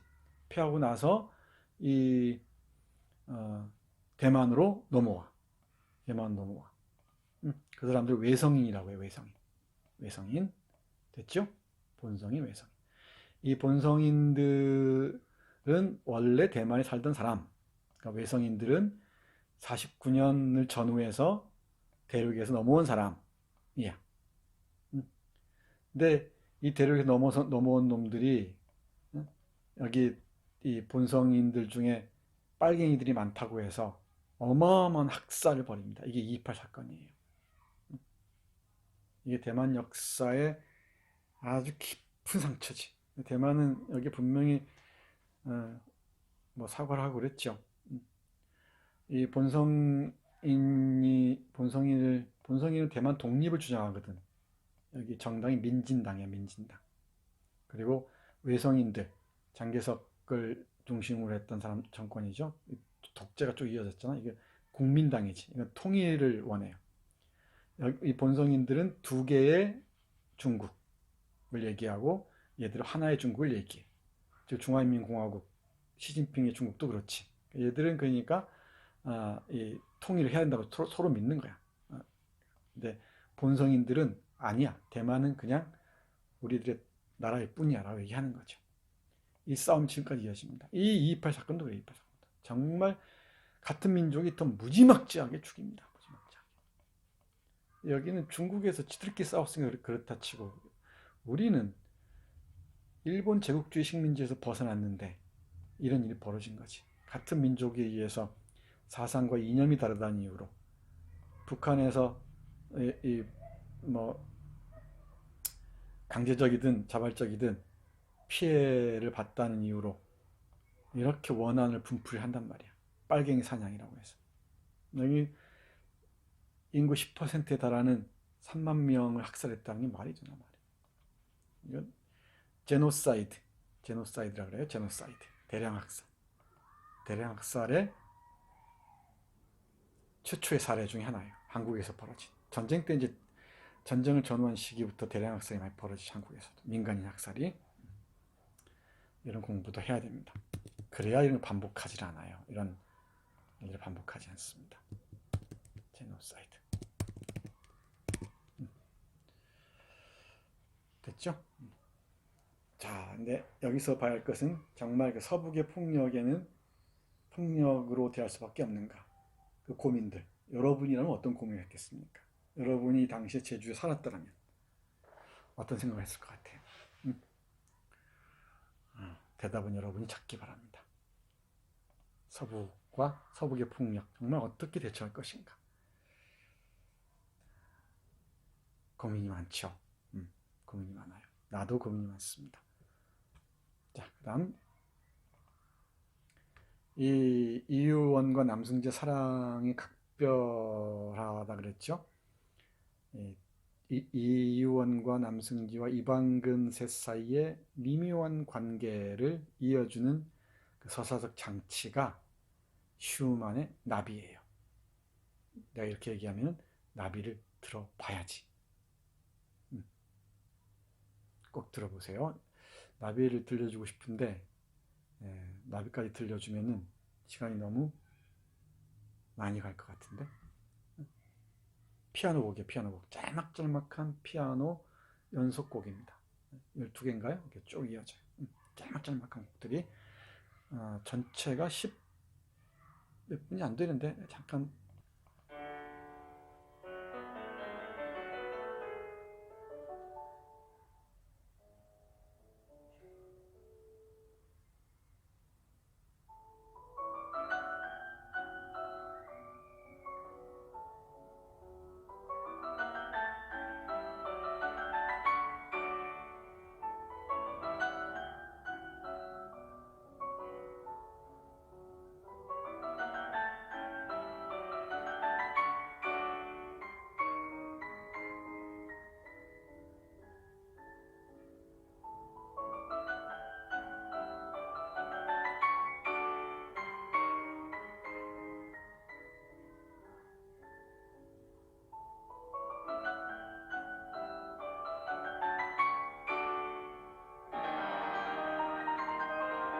여기까지 딴 따다단 딴딴 이게 반복되죠.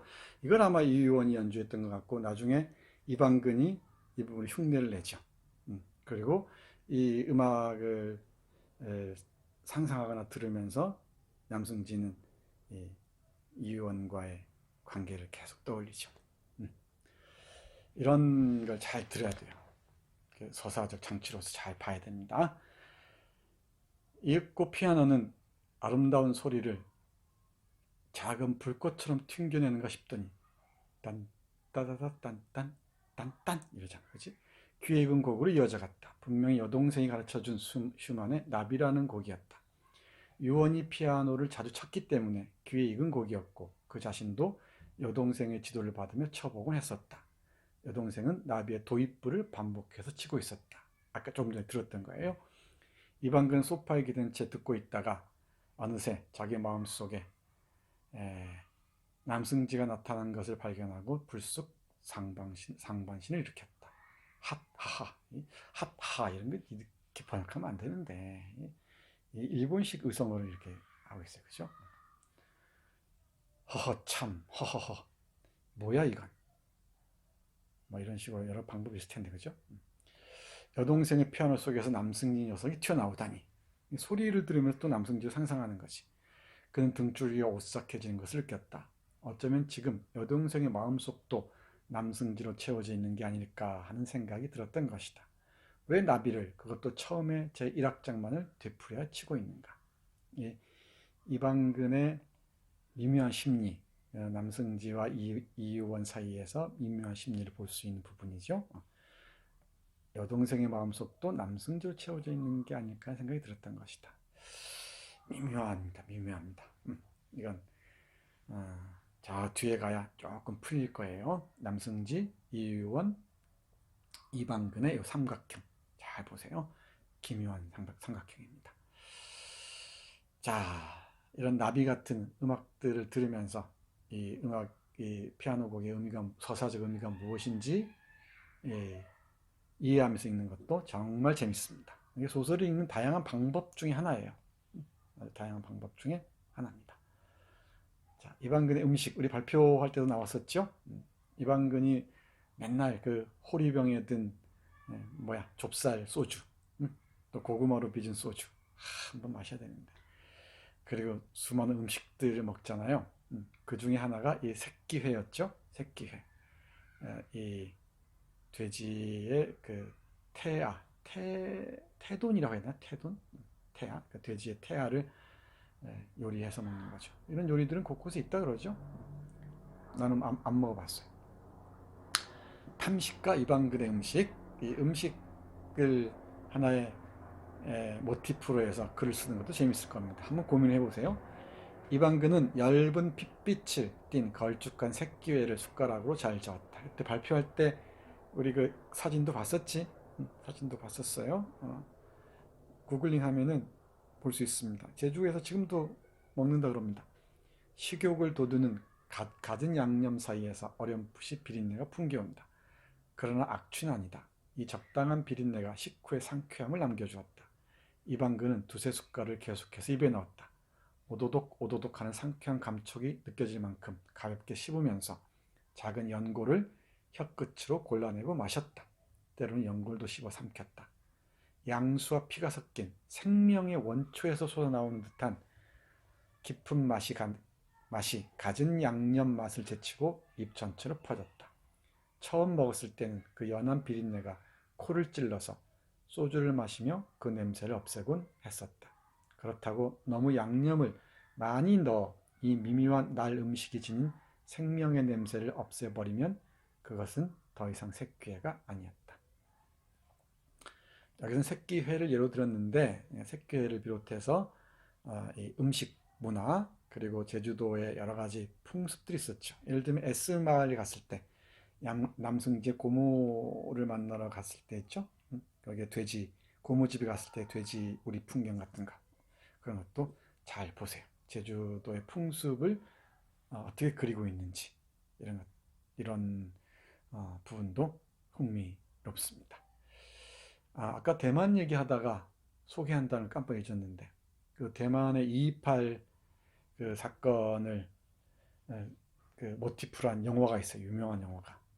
꼭 보세요. 비정성시라고. 비정성시. 비정은 비정하단 말이에요. 비정하다. 성시는 성시입니다. 그러니까 정말 슬픈 성이란 뜻이죠. 성, 뭐 도시, 뭐 이렇게 하면 되겠네요.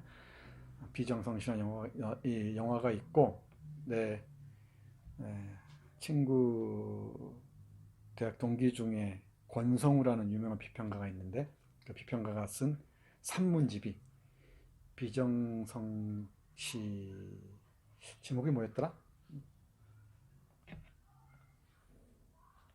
권성우가 쓴 비정성시를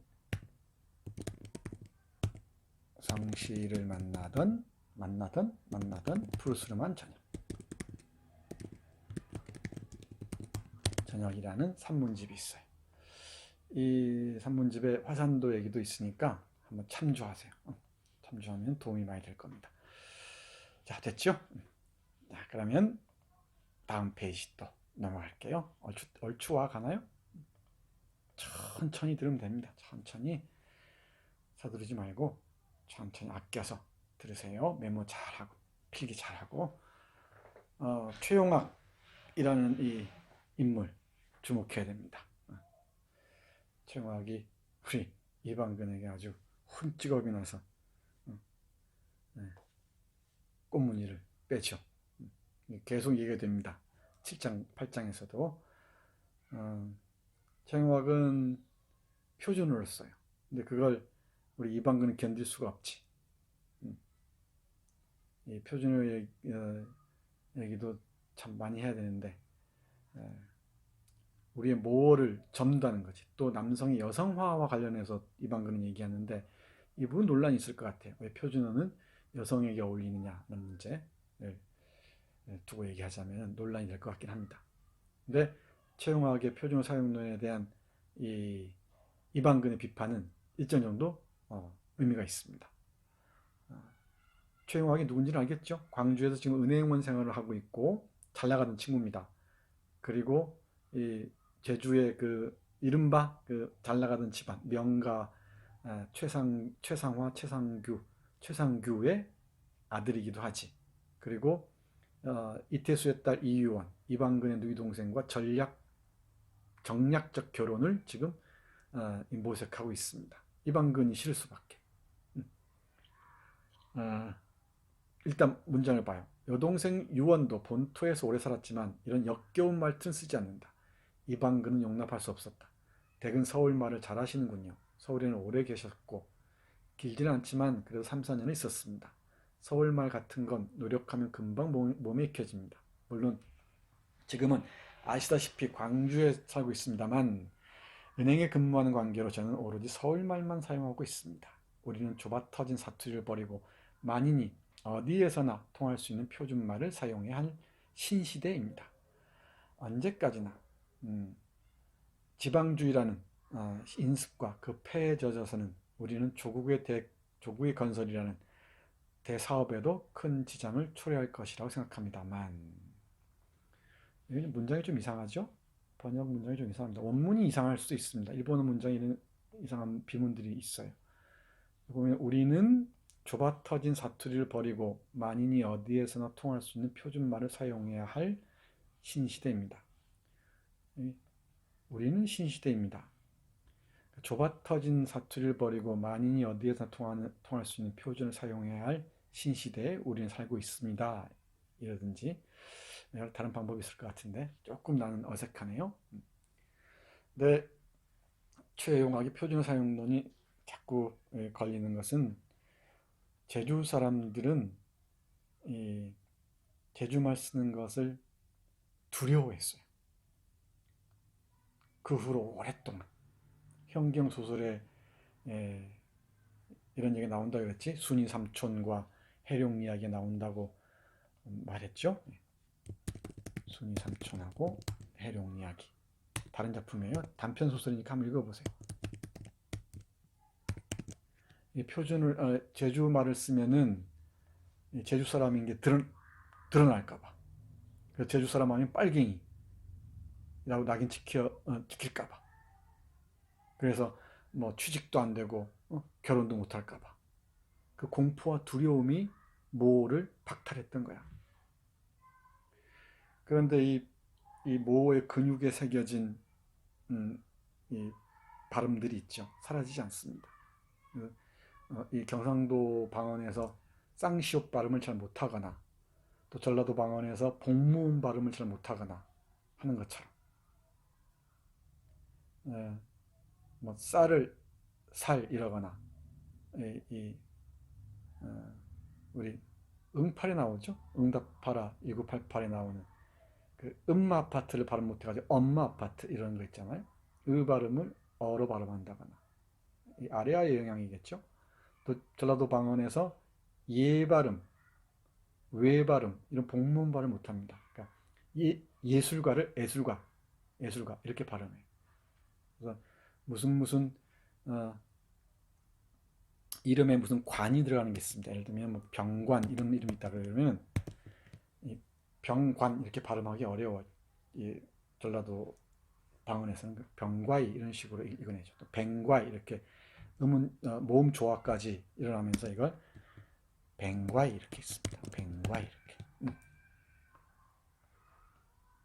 이런 이게 이 엄마 젖을 먹으면서 이런 그 발음들이 이 근육에 새겨지는 거죠. 제주도 말에서는 여러 가지 그 특질이 있는데 발음상의 특질이 있어요. 제주 방언에서 제주 방언에서 희한하게도 니을하고 히읗이 함께 오면은 이 발음을 니을하고 이어서 발음합니다.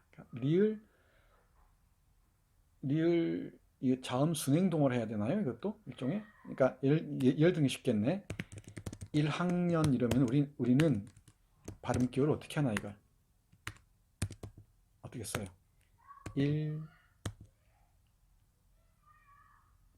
1학년 이렇게 발음하나? 1학년 이게 되죠? 1학년 이렇게 1학년 1학년. 근데 제주도에서는 이 발음을 1학년이라 발음해. 1학년 이렇게 1학년. 여기에 리을 여기 보면은 보세요. 어디 갔어? 에이씨. 그러니까 1학년이라고 한단 말이지. 1학년이라고 할 때 왜 사라져 버렸을까? 여기 있잖아요. 여기 이쪽에 1 리을하고 여기 리을하고 여기 리을하고 이렇게 돼요. 이게 하나의 그 표지예요. 제주 사람이랑 알아볼 수 있는. 발음 듣다 보면 이게 딱 들리면은 아무리 표준을 정확히 써도 이 발음은 살아 있습니다. 의도적으로 이걸 발음하지 않느냐, 아는 한, 이 경상도 친구들 만나면은 야, 살 좀 씻어 이러잖아요. 살이 왜 쌀이 안 되니 이러잖아요. 쌀 하면 돼요, 되기는. 이 운동을 해서 하면은. 근데 그냥 튀어나올 때는 안 되는 경우가 많죠. 이렇게 안 됩니다. 그 소설에서는 현경 소설에서는 갈현동 동네 그 갈현동 있죠. 서대문구 갈현동인가? 이 갈현동을 얘기할 때 갈현동을 발음 못해가지고 갈현동이라 발음하면서 딱 드러나지게 제주도 사람이라는 게 딱 드러나게 됩니다. 이런 그 표지들이 있어요. 이게 슬픈 사연이 있는 거죠. 제주 사람들에게는 자신의 뭐를 표현하기 못한다는 거. 그러니까 언어의 정치적인 위계 질서가 딱 개입하기 시작하면은 이건 자신의 모호들 우리 억압당하게 되는 거지. 그러니까 자신의 언어가 당당하고 권력의 언어와 가까워지면은 자기 발음을 수정하려고 하지 않습니다. 왜 안 그렇겠어요? 표준어를 배우고자 하는 사람들은 다 이유가 있습니다. 물론 표준 발음해서 좋겠지만은 자신의 상처가 있는 모호들을 지우기 위한 몸부림과 관련이 됩니다. 흑인들이 백인이 되기 위해서 막 그 피부를 문질렀다 그러잖아요. 사포로. 그런 것처럼 자신의 모호를 지우려고 애쓰는 사람들이 있습니다. 그때는 그 역사의 상처를 우리가 들여다 볼 수 있어야 됩니다. 근데 자신의 방언, 모에 우리가 여기서 얘기하는 걸로 얘기하자면 사투리에 상처가 없다면은 그 발음을 그대로 다 자유롭게 하는 사람들이 있죠. 자, 그다음 표준어, 물론 표준어도 중요합니다. 표준어도 중요한데 근대의 인공어입니다. 이 상세한 얘기는 그 카인의 후예를 하면서 내가 얘기했으니까 이 4학년 과목에서 필요하면 참조하기 바랍니다. 자, 그다음 또 이렇게 얘기하네요. 그러니까 우리 언어뿐만이 아니고 호적까지 이제 파버립니다. 이 형은 나에게 이 지방 사람이라고 말씀하셨지만 나는 최근에 본적을 광주로 옮겼으니까 호적법상으로 보면 이곳 사람이 아닙니다. 호적을 파버린 거예요. 많아 이런 사람들. 제주 사람들 결혼하기 위해서, 전라도 사람들 결혼하기 위해서, 취직하기 위해서 호적을 옮긴 사람들 많이 있습니다. 슬픈 얘기죠. 아픈 얘기죠. 제주 사람이고 제주 섬것이라 그러고 전라도 사람이라 그러고 그러면 박정희 이후에 전라도 사람들은 빨갱이 뭐 이런 낙인 찍히잖아. 그러니까 결혼도 못하고 했단 말이지. 경상 사람하고 또 중앙에서 제대로 출세도 못하고 이런 이해들이 많았다 그래요. 호적을 옮긴 사람들이 많죠. 제주도에서 특히 많았습니다. 여기 그 사례를 지금 다 보여주잖아. 최영화기가 실제로 있었어요. 실제로. 한번 물어보세요. 제주도 친구가 있으면은 아름아름을 한번 물어보기 바랍니다. 이게 우리 안에 내부 식민지를 이렇게 형성해 왔던 것이지. 내부 식민지란 얘기는 나중에 좀 깊이 있게 얘기를 할 거예요. 일단 기억만 해주세요. 내부 식민지. 이 용어만 기억만 해주세요. 이 용어들 잘 봐둬야 됩니다. 자, 이제 슬슬 마무리합시다. 너무 길어졌다. 아니지? 너무 안 길어졌지? 배울 게 너무너무 많아요. 자, 사랑도 사상도 착각 위에 서 있지. 착각 얘기는 바로 또 얘기를 한번 해야 할 것 같아. 그지? 우리의 삶이 실제고 현실이고 생생하게 우리 눈앞에 있는 것 같지만은 착각인 경우가 많아요. 픽션 거가 많죠. 픽션. 이미지에 의해서 지배되는 경우가 많지. 이방근, 이유원, 남승지의 그 미묘한 관계들, 그 착각 중에서 가장 리얼한 착각이 사랑이야. 가장 리얼한 착각이 사랑이야. 사랑하면 모든 걸 다 얻은 것 같고 세상이 모든 내 것 같고 그러죠. 황홀한 착각입니다. 근데 여기에서 이방근 나아가서 이념 같은 것도 하나의 사상 같은 것도 착각, 헛것 같은 것일 수 있다는 얘기지. 근데 우리는 그 헛것이 없이는 살 수가 없어요. 우리 사랑이 헛것이라고 해서 사랑 없이는 살기 힘들지. 사랑이 착각이고 헛것인 줄 알면서도 사랑을 바라고 끝없이 기대하잖아. 가을 되면 어깨가 시리지. 우리 여자친구 남자친구 없는 사람들 쓸쓸하죠. 또 사랑의 상처를 우리 경험한 사람들 다 있지. 다시는 사랑하지 않을 거야 하면서도 또 그립죠. 사랑이.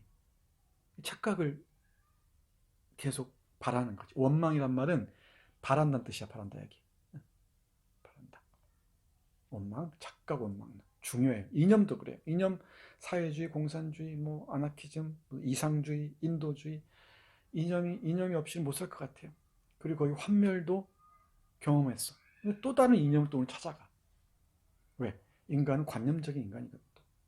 생물학적이고 몸으로 살기도 하지만 끝없이 또 이념을 추구하기도 한단 말이야. 딱 이해 갔지?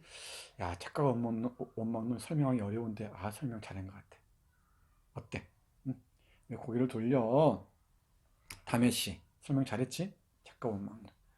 연애와 이념을 한번 함께 놓고 생각해 보세요. 내가 여기서 이러쿵저러쿵 떠들 필요는 없겠지만 딱 한마디만 당부해 두겠네. 두 사람은 착각이 뭔지를 알고 있나 하는 문제야. 지금 이방근이 이유원과 남승재에게 얘기하는 겁니다. 제삿날 오전에 만나죠. 이 셋이. 인간은 동물과 달리 관념을 먹고 살아가는 이상 됐죠? 뭔가의 착각 속에 살아갈 수밖에 없다는 거지. 사랑도 사상도 착각이 서 있지. 확실히 알겠지? 착각을 시정하는 과정이 착각을 필요로 해. 착각을 이렇게 바로잡는 과정이 착각을 필요한다는 거죠. 인간은 끝없는 상상력의 산물이야. 다만 그 착각을 믿느냐 믿지 않느냐의 차이일 뿐이야. 믿는 것도 착각일지 모르고 믿음이 무너지면 착각도 사라진다는 거지. 다만 그 경우엔 착각만이 아니라 모든 게 착각이었던 현실 그 자체도 사라지는 게 틀림없다고 할 수 있을 거야. 착각이었던 현실, 착각이었던 사랑 그 자체도 함께 사라지죠. 착각이 무너져 버리면. 정확하지. 이거 대단히 중요한 문장입니다. 프루스트의 잃어버린 시간을 찾아서에서 사랑론의 핵심이 이거예요. 사랑은 관념 속에서 구축되는 환상이라는 거지. 내면의 인연이라는 겁니다. 이 명문장입니다. 명문장. 이 부분은 확실히 해야 돼요. 그래서 이 관념이 실천으로 옮겨질 때 이 프로세스도 잘 봐야 돼. 대단히 철학적이지 이 부분은. 꼭 기억해야 돼요. 시험 문제 나온다고 해야 기억할 거야? 더 설명하지 않겠습니다. 이 문장은 나중에 이방근의 그 독백을 통해서 다시 한번 깊게 보겠습니다. 다시 한번이 아니고 여러 번 나올 거예요. 자, 이제 끝인가? 네, 끝이네요. 이게 동아일보 그 오보입니다. 1945년 12월 27일 저녁에 발행해서 27일 배포된 신문입니다. 소련은 신탁 통치 주의 주장. 이거 아니라고 그랬죠. 소련의 구실은 383 분할 점령. 이것도 오해입니다. 미국은 즉시 독립 주장. 다 거꾸로 썼어요, 거꾸로. 그래서 이게 외신의 보도가 그랬다고 얘기하는데 뭐라고 그러냐면 외신의 보도가 그랬고 또 우리만 동아일보 측의 주장을 보면 우리만 그런 게 아니라 다른 신문도 다 그랬다. 이 전형적인 물타기지. 그래서 어쩌라고. 만약에 누군가 A라는 사람을 A라는 사람을 내가 비난해서 A라는 사람이 깊은 상처를 입고 어떤 극단적 선택했다 치자. 그러면 나만 그런 게 아니고 이 사람도 A를 뭐라 그랬어. 뭐 죽었으니까 지가 잘못했겠지 이런 식으로. 이런 보면은 지가 찔리니까 소련을 옹호하겠지 이런 식으로. 이 결정적인 오보였습니다. 이거 언론만 제대로 잘 보도를 하고 그랬어도 민중들이 이렇게 쉽게 광분하진 않았을 거예요.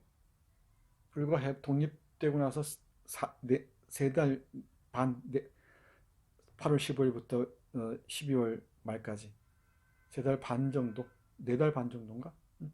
4달 반 정도. 그 다음부터는 이제 이 한반도 전체가, 특히 남한이 갈갈이 찢깁니다. 빨갱이냐 아니냐. 친일파들의 대반격이 동아일보를 기지로 해서 시작되는 거지. 동아일보의 이때 사장이 송진우였는데 송진우는 나중에 이게 잘못이었다고 얘기를 하죠. 근데 그만둘 리가 없죠. 이 동아일보가 김성수라는 친일파의 거두의 신문이거든. 지금도 그래, 지금도. 그러니까 이런 잘못을 반성할 리가 없죠.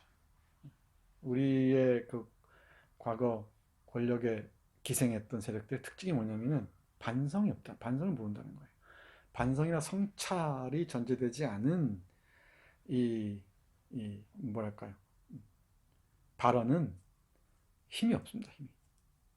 다 거짓말로 계속 위장할 수밖에 없거든. 그리고 자기 스스로를 무너뜨릴 뿐만 아니고 길게 보면은 다른 사람들까지도 다 무너뜨리게 되죠. 뭐 거꾸로 얘기해도 거꾸로 얘기하는 게 더 정확하겠지. 다른 사람들 힘들게 하고 무너뜨릴 뿐만 아니고 자기들까지도 다 무너뜨려요. 성찰 능력, 반성 능력이라는 게 우리 인간의 고유의 힘이라고 생각하는데 나는 그렇지 않은 것 같습니다. 아주 깊은 상처를 남긴 오보였습니다. 이거 신문 요 기사 하나만 가지고도 우리는 몇 시간 얘기할 수 있을 것 같아요. 주목해 두기 바랍니다. 네, 오늘도 시간이 많이 지났네요. 꼭 참고 진지하게 들어줘서 고맙습니다. 오늘 스피커로 했는데 잘 들리죠? 잘 들린다고 얘기해 주세요. 그리고 뒤에 세트도 네, 우리 거실로 바꿨는데 어떤가? 괜찮나? 네, 여러분들 눈이 심심치 않게 배경들을 옮겨가면서 음, 네, 강의를 하겠습니다. 이게 이 훌륭한 선생의 서비스 정신입니다. 다음 시간에 만나겠습니다. 수고했습니다.